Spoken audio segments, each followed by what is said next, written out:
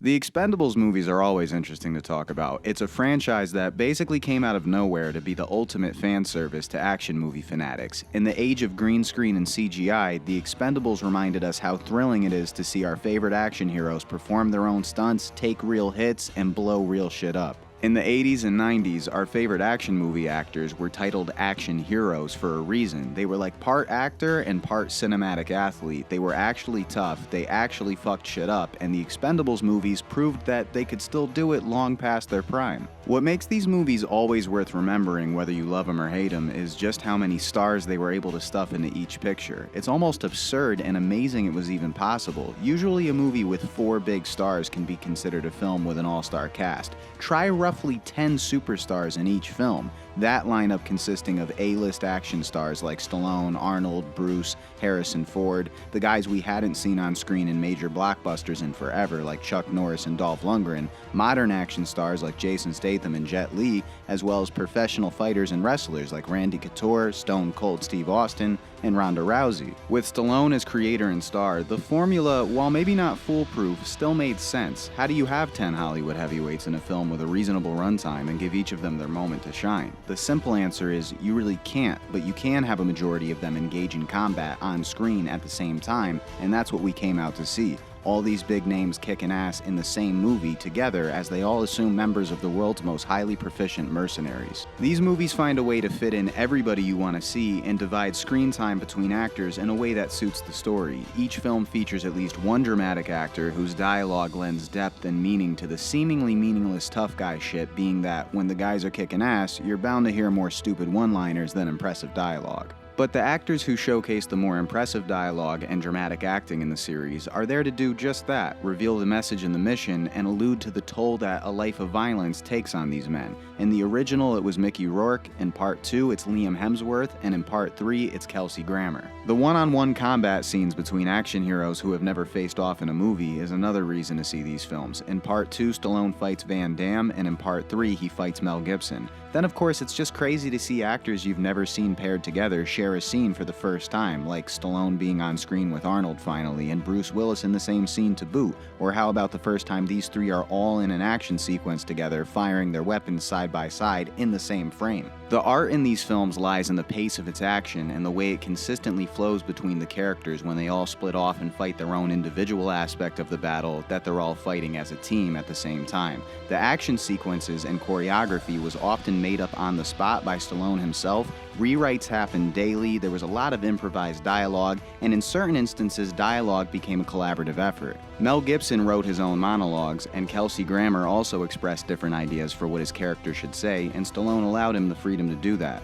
These films are notorious for their reports of on-set injuries, stunts that went horribly wrong, and fights where the actors actually beat the shit out of each other for real. Stone Cold Steve Austin broke Sly's neck while shooting a fight scene for Part 1. A couple stuntmen died from an explosion in Part 2. While filming a sequence for Part 3, Jason Statham accidentally drove a vehicle into a river and almost drowned. And remember, these are not young men who actually did these stunts for the sake of realism, which is something I always had tremendous respect for. These movies were met with a lot of criticism for being so tongue-in-cheek, and it is odd to note how Stallone tends to get a little silly when scripting action films. When it comes to Rocky or Rambo, he's very thoughtful, but when it comes to action films, the dialogue becomes a little less poetic. But to be fair, these movies are an homage to the era of tongue-in-cheek action, where shit got blown up and the star always had some fucked up wisecrack to add like it's just another day at the office, and it doesn't faze him. Where it counts, there is an underlying theme of searching for morality and honor in a business that involves murder, and I think that was always articulated well through emotional monologues that are sprinkled throughout the series in the downtime between action sequences. And in response to the heavy criticism, I think the idea of goofing on these stars for doing action movies in their 60s is discredited by the fact that these guys are still fully capable, as we've seen in these films.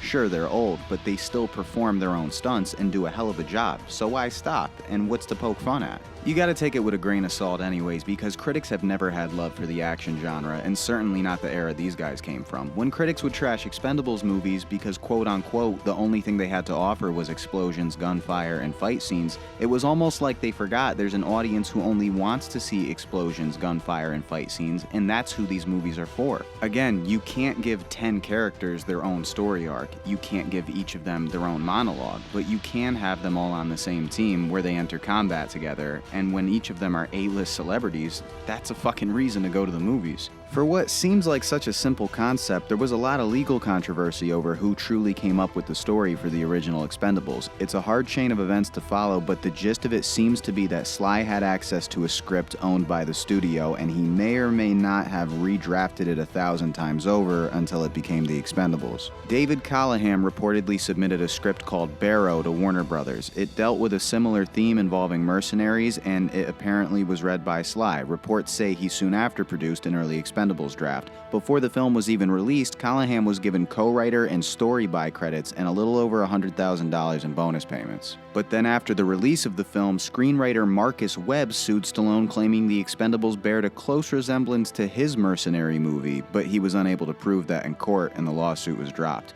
The way I see it, if Stallone redrafted Callahan's script, which was owned by the studio, Callahan got the credit he deserved. And when Sly redrafts something, he may keep its initial concept, but past that, it becomes something so obviously crafted by Stallone, I'm sure it bears only the slightest resemblance to its earliest groundwork. With that said, let's get into it. The Expendables hit theaters in August of 2010. Stallone had just re-established his place in Hollywood after becoming close to a direct-to-DVD has-been for the better part of the early 2000s. His latest Rocky and Rambo movies performed well enough to present new opportunity, showing that audiences still enjoyed Sly's work. Now he was going for a heavy-hitting blockbuster. Sly says the idea of casting every old action star you can think of in the same film came from seeing old music acts that all perform on the same bill, saying individually you might not care to see them, but together it makes for a big event. Just like how Styx can no longer fill an arena, but Styx, Foreigner, and Def Leppard can. That's a summer tour. I find that with the first Expendables, the expectations were higher than the highest expectations a film could have. It's just so rare you see a cast like this come together, so I think a lot of us forgot it was merely an action throwback and expected something out of this world.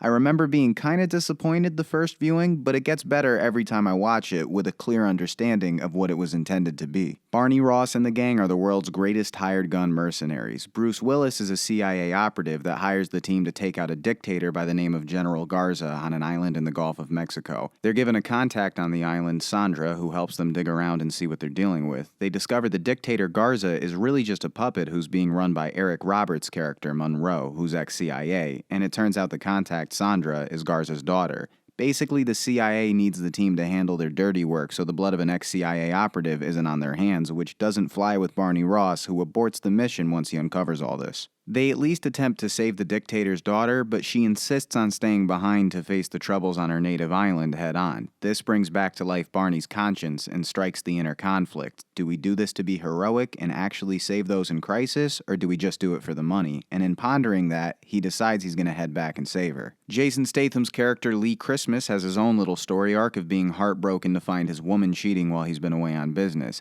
This theme highlighting another struggle of the lifestyle. He's unable to be truthful with his woman about how he makes his money, why he's gone for long periods of time, and where he goes when he loses touch. Dolph Lundgren's character, Gunner, is a nutty addict who's banished from the team in the first scene for hanging a pirate and starting shit with Jet Li's character, and this prompts him to join the villains later on in the film to gain revenge. And that's about all we get for individual story arcs, because like I said, there's not enough time to give each member of the Expendables conflicts of their own, which the audience can follow all the way through, but there are themes given to each character. Jet Li's character, Yin Yang, is a lonely man who lies about having a family and complains that he needs more money to provide for them. Toll Road, played by Randy Couture, has some anger and personality flaws, often referencing his therapy sessions, and has a nice bit about his cauliflower ear, which Sly wrote just for him because he has cauliflower ear. Mickey Rourke really shines as the old wounded bear of the group who no longer rolls with the team, recounting the horrors of the near-death situations he faced in his time being a mercenary, and now taking time to appreciate the less grim side of life, like companionship and the love of a good woman.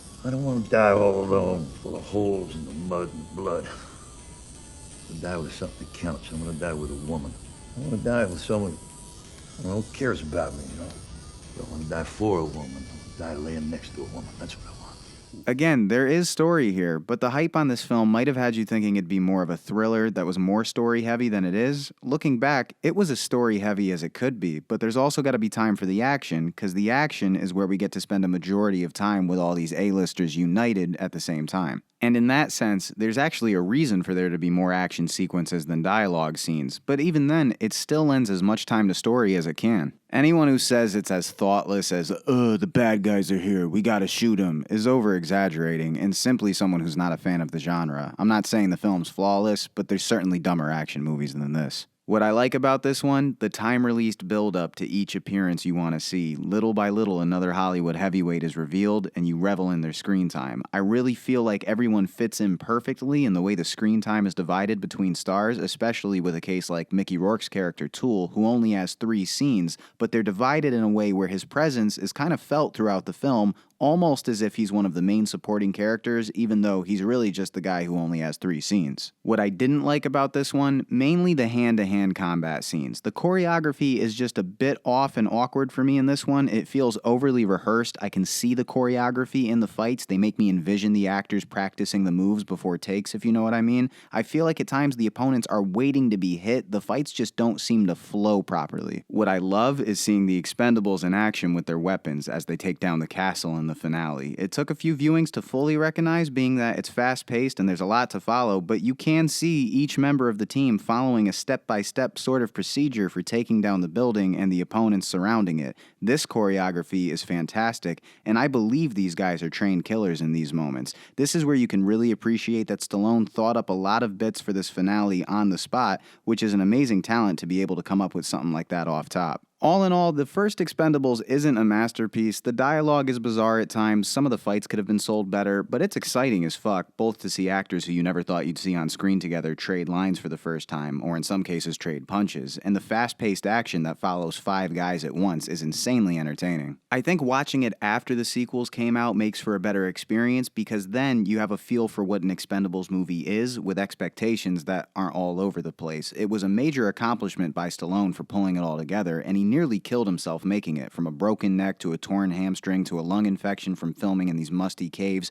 I mean, you name it, he had it. This film, among others, proves that he's one tough son of a bitch for being in phenomenal shape at 62 years old and still eager to injure the fuck out of himself to do his own stunts. The Expendables murdered the box office, holding a spot at number 1 for a month, and Sly announced plans for a sequel immediately. I don't know why, but at the time I thought the idea of an Expendables sequel sounded odd. It just felt like a once-in-a-career kind of event, but of course we would eventually get 3 of those once-in-a-career action movie events for nearly a 5-year period. When you thought Stallone, you thought Expendables. The movies became expected, coming out every other year, always on the dot in August, serving as another ongoing popular franchise alongside Fast and Furious movies and other popular ongoing franchises in the first half of the decade. Every time an Expendables movie was announced, it was always exciting to see who was going to be in the lineup this time. Every sequel was another opportunity to pair action stars who have never been in a film together, so your curiosity was always spiked. But let me not get ahead of myself. Expendables 2. This one has more of a basic storyline. They reach for the one-liner gags way too often, but some of them are funny. I remember laughs in the theater. At times, this one has more of a parody vibe, with Terminator jokes thrown at Arnold, Die Hard jokes thrown at Bruce, and of course there's a Rambo joke so Sly doesn't get left out. Even though the original was a throwback, it felt like a modern movie, whereas this one really has an 80s vibe. The reason to watch it is to see Bruce and Arnold fight alongside Sly, as they were only cameo appearances in the first film. Then you have the addition of Chuck Norris and Van Damme, who's actually phenomenal as the villain, but we'll get to that in a minute. The first thing worth mentioning is this one has the most action-packed introduction scene of the entire series. It doesn't waste any time and throws the team right back into combat. This is where the series really finds its action flow, so to speak, truly providing the most wild, chaotic, and over-the-top action sequences of Sly's career. This intro just fucking moves. They drive in on these weaponized vehicles, Jet Li starts beating up guys with kitchen pans, Sly revs up a dirt bike and flies it into a helicopter, Terry Crews takes out an army of guys by shooting down a water tower, they zipline into the forest, take to jet skis, then they get to the plane. Now a guy hops on the plane and never mind, Sly's gonna square up with him now. I mean, what more do you want? Instantly, I'm loving this one more than the original, and I'm happy to see the team on screen again. Unfortunately, there's no Mickey Rourke, which I was really disappointed about, but in his place, we have the young buck Liam Hemsworth as Billy the Kid, who delivers a great monologue, once again providing one of those grounding moments that's needed to balance out the sillier moments. Gunner is back, being that after he turned against the Expendables kills and tried to kill Barney Ross and Yin Yang they made up at the end of the last film. This, I guess, showcasing how dysfunctional the group is. I think he gets a little too much attention in this film, and he's used for more gags this time, whereas he really wasn't to be fucked with in the original. I like the way this one plays off the original. If you were to ask why in Expendables 2, well, it's because in the original, before Barney Ross backed out of his mission with the CIA, he accepted half the money up front and ran off with it, so Bruce's character Church pulls up on Barney and puts him up to another mission to call it even. He sends the team to retrieve a blueprint to an abandoned mine that stores plutonium, which seems simple enough, but they're intercepted by Villain and the Sangs, who murder Billy the Kid and run off with the blueprint to acquire the plutonium for themselves. Now, Jean-Claude Van Damme is a guy who was stuck doing direct-to-DVD movies for years, at least in the States, so it's great to see him in a #1 movie again, mainly because he fucking kills it. He's villainous as fuck, and why shouldn't he be? His name is Villain, which is villain pronounced differently. I'll give Sly a pass on that one because he did have writing partners, so who knows who really came up with this one, but come the fuck on. I'm gonna cut right to the chase on this one before I get to my nitpicks. For killing the kid, Barney Ross beats the fuck out of Villain. Van Damme gets to show off his kicks, which, again, isn't this guy like 50? Well, whatever the fuck, he can still jump like 6 feet in the air and do spin kicks. When you're 50, you're not gonna be able to get an erection. Some complain that the fight was too brief, but I like how brutal it is. It's straight to the point, and on Barney Ross's part, there's no crazy choreography. He's just angry and vengeful, and he takes it out on Villain. It's great to see Sly on screen with Chuck Norris, and the comedy surrounding Chuck Norris scenes are great for more authentic kind of humor. Reportedly, Chuck wasn't thrilled about being in an R-rated movie, but he went along with it, and it's great to see him involved in some gritty-ass violence, shooting the fuck out of people. This one is a ton of fun, and the hand-to-hand combat is smoother and faster. Now Expendables movies were becoming known for fast-paced action all the way around. The only thing that really kills this one for me is Arnold. I can honestly say his performance sucks. I need a weapon, something big. Yours! Whoa, whoa, whoa, whoa, whoa, whoa. I'm almost out. I'll be back. Who is next? Rambo? Now, you might figure it's because this was his first significant movie role since leaving office. It had been years since he acted regularly, and he was probably a little rusty, but he was perfectly natural in the original, and he filmed that scene on the low while he was still governor. So I don't know what happened. A lot of people think Arnold's a horrible actor regardless, but if you're really being fair and not just goofing on him for his accent, Arnold's always at least believable and in the moment. Here, he's like more hyped up than everyone else. He kind of yells dialogue that doesn't need to be so shouty. He's just off in this one. And not to skip ahead, but he's back to a more sound performance once we get around to part 3. So again, this was just an issue with part 2. Maybe he was high on cocaine. After all, this movie closely followed his big love child scandal, and maybe he was cracking under the pressure. For whatever reason, his performance is a little disruptive, and it's also funny to note that he's the only one that doesn't have battle gear and body armor. He rolls around in like Frank Costanza's vacation clothes. It's a little odd, but whatever. Then there's Maggie, who Church sends along with the team. To me, she's the odd one out. If she was only added for the female audience, she's at least solid, being that she's not on some girl power feminist shit. She doesn't disrupt the film, but I don't really see why they didn't cast an A-list actress, being that these films are all about the star-studded cast. Had they have cut down on some of the jokes, this might have been the perfect Expendables movie. But either way, this movie is immensely entertaining, and at the time, most seemed to agree it was a step up from the first one. Expendables 2 hung in at #1 at the box office for 2 weeks. It came in a little behind the original domestically, but it murdered worldwide.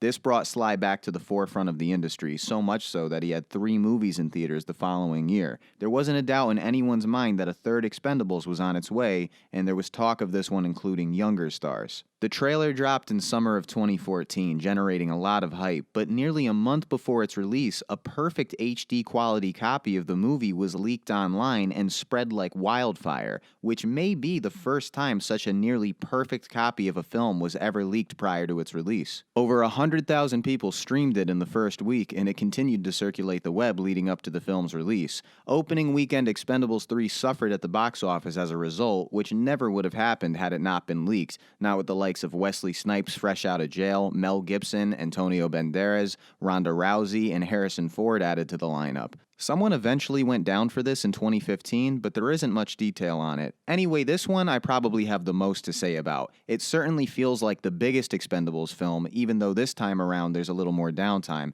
I feel like this one has the better balance of silliness and drama, and it's also just the wildest and craziest. The lasting impression left on me was an absolute free-for-all of nutty violence, and it might be the most entertaining of the trilogy. I also want to say this one feels like the most mainstream and feels more like a modern film than the other two. For me, the 80s throwback vibe is gone. It feels a little closer to something like a Fast and Furious movie. Dealing with the history of the team a little more this time around, the Expendables rescue a former incarcerated member, Dr. Death, played by Wesley Snipes. I can't help but chuckle at the way they just stole Jack Kevorkian's media nickname for this character. Again, the craziness is ramped up in this film, and Snipes plays a complete nut job. He sets off one of the reoccurring themes in the film early on, which is the sound of dog tags formerly worn by mercenaries who died in battle, claiming that if you fuck with him, that could lead to the sound of your dog tags rattling. Ching-a-lang, ching-a-lang. They rescue Dr. Death, only to have him fill in on another mission, intercepting a shipment of thermobaric bombs. Little did they know, another former member of the team was behind it, Conrad Stonebanks, brilliantly played by Mel Gibson. Stonebanks unleashes hellfire on the team, leaving Hail Caesar, Terry Crews's character, fighting for his life in the hospital. This deeply affects Barney Ross, who decides to retire the team, being that he can't bear feeling responsible if any of them were to perish in battle. Now, this works as an excuse for the rest of the film to unfold the way it does, but just to nitpick, doesn't that clash with the entire theme of these men being expendable? That's what they signed up for. But granted, you could assume Ross rather go after Stonebanks with truly disposable hired guns rather than his team, who's become more like a brotherhood, and that's sort of conveyed in the dialogue. Kelsey Grammer is like a mercenary talent scout who sets out with Ross to find a new team, and he asks if this could be a one-way ticket for the new recruits. So I guess there you have it. It's like, set me up with a team whose death I wouldn't mourn so heavily. The redeeming factor for me is the moment where Barney Ross zones out as the sounds of the dog tags rattling begins to haunt him. Still, the goofier side of the plot becomes the way the retired team feels lost without combat. I understand that's all they're good for and that's all they know, but who feels left out because they weren't invited on a mission that could result in death? There's a montage of them sitting around like not knowing what to do with themselves. It's just a little goofy to me, but once again, Lee Christmas explains that he feels he needs to help avenge the attack on his team, so I guess that sort of justifies it. As for the new recruits, they're all good except for this kid from the Twilight movies who sucks dick at acting. You got the tech-savvy cat Thorne, who I enjoyed introducing tech-savvy attacks, which the Expendables haven't been known for up until this point. In fact, with the new team, some moments make it feel more like a secret agent movie at times, which to me is a welcomed aspect. There's stealthier attack methods and reconnaissance work. The new recruits are eventually captured, at which point the original team returns to help Barney Ross rescue them and eventually take down Stonebanks. Now, fans tend to complain about the fact that the original team is only featured in the second and third act, dedicating a whole section of the film to the new Expendables, who are undoubtedly less interesting. That may be true, but the second act still follows Barney Ross in his pursuit of Stonebanks, which is what he needs the kids for in the first place. I appreciate the way this one takes a little more time with its characters and has more of a motivation for Barney Ross. I'm a little biased when it comes to this because I'm a huge Stallone fan, so sure, the rest of the main Expendables are left out of the middle section of the film, but within that time there's great dialogue scenes between Sly and Harrison Ford, Sly and Mel Gibson, and Sly on the hunt for his new team alongside Kelsey Grammer. Some call this section of the film boring, but I didn't mind it, and that's just me, I guess. The way I see it, there's two phenomenal action sequences with the original team back-to-back in the first act, an interesting pursuit of Stonebanks with the new team in the second act, and a great finale involving the new team and the old team working together in the third act. I guess what I can agree with is rather than this kid from Twilight and this boxer who got knocked out by Mayweather, if they really wanted younger stars to draw in the young audience, they could have cast more popular actors. They also made this film PG-13 so a younger audience could buy into the Expendables, and I just don't think any young people came out to see this movie except me. This is still primarily for older audiences. Now also, hardcore action junkies took issue with the PG-13 rating, but I don't understand that either because they were able to stuff a lot of violence into this movie, so I often forget it wasn't rated R. If it really bothers you that heads didn't come off and organs weren't showing, maybe you want to check out the latest Rambo. This one is equally as silly as the rest, but there's much more dramatic dialogue that comes about more often to balance it out, and I think that's why I like this one the most. Mel Gibson, Kelsey Grammer, and Wesley Snipes help it feel a little more grounded. Antonio Banderas is hysterical. Unfortunately, they gave a whole gang of these stupid-ass one-liners to Harrison Ford, but it's still great to see him on screen with Sly together for the first time. This one has the most story, the most action, the better performances, and you might say the best lineup. It's the one I find myself watching most often. These films are truly the craziest movies of Sly's career. They're far from perfect, and I always felt had they just toned down the silly shit a tad bit, you could take these characters a little more serious. When talking realism, what are the odds that trained killers would be such goofballs? But on the other hand, I love the crazy factor of this dysfunctional group of nutjobs kicking ass and blowing up everything in sight. Unfortunately, what makes these movies so forgettable is every plot is just an excuse for A-listers to come together and kick ass. But on the flip side, how great is it that Stallone pulled together 3 farewell action movie events where every action hero of the era from which he hails unite for one final hurrah in some of the most insane, wild, and crazy action sequences we've seen these stars in. These guys have something special that we'll never see again. Anyone who goofs on them for being old is a jackass, and I'll give you a perfect example of why. Take an actor like De Niro who has no physicality in his old age. Watch this scene in The Irishman where he's supposed to be playing a much younger man in this instance.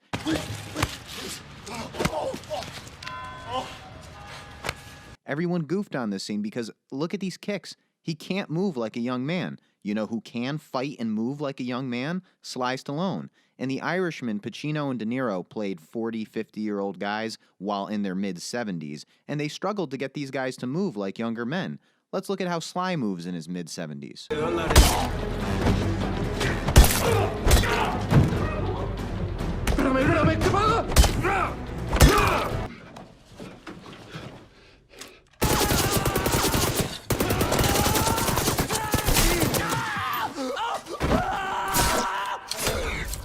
So let's wrap this up by comparing the films. Initially, I'd simplify it by saying the first is the most grounded, the second is the silliest, and the third is the most eventful. If you were to ask which is the best, I'd say the third off top because it's the most entertaining. It's also like a blend of the first and second film. It's as grounded as part 1 and as silly as part 2 at the same time without being too much of one or the other. It's 50-50 in respect to its tonality. In prep for this retrospective, I watched all 3 films back to back for the first time ever. Now that it's been years since they were released, the hype and anticipation is gone, and I have a more clear perspective on how I feel about these films. Some things I loved in the theater, but hate now. Certain aspects slipped past me upon the first viewing that I'm now able to catch and appreciate. Let's start by addressing this. The original Expendables is actually a pretty grounded film. There were serious intentions in respect to the story and the film's tone. The one-liners are slightly humorous but aren't over the top and silly, and if you really study Sly in this film, he gives a very focused and in-tune performance. Now, here's how Sly gets judged as an actor.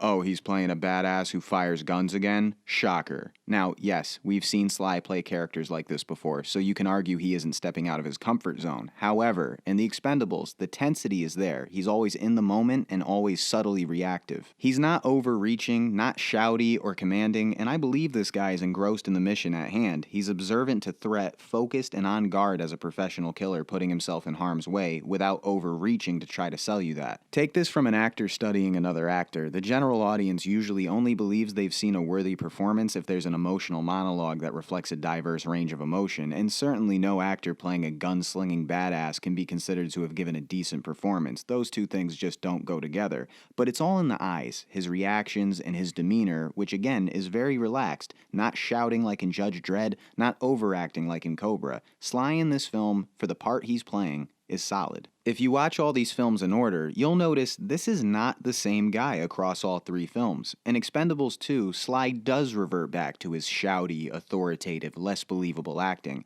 and I attribute this to the fact that he didn't direct this one. Expendables 2 was directed by Simon West, and Expendables 3 was directed by Patrick Hughes. I think the weight on Sly's shoulder of directing the original kept him grounded, like he's the writer, director, he's his own stuntman, and wearing all these hats at once was so grueling, especially with such a physical film. When the cameras roll on him, you can see the weight of that pressure. There is almost no performance consistency across all three films. I never noticed that until I watched them in sequence, but when you do, the gags in part 2 stand out like a sore thumb. Like, when did these guys become so silly? It's almost as if critics deeming the original a corny action flick caused Sly to parody himself in response. Like, hey, I was really trying this time, you fuckers. You want to see corny? I'll give you fucking corny. And there came the other two movies with their sillier tone. The more times I watch the original Expendables, the more brilliance I see. Seriously, it's a very focused and well-constructed action piece. So why did this one get labeled corny to start with? Well, the dialogue between Tool and Barney Ross, Monroe and General Garza, and even Sandra and Barney Ross has a lot of pure intent to reflect the severity of the situation.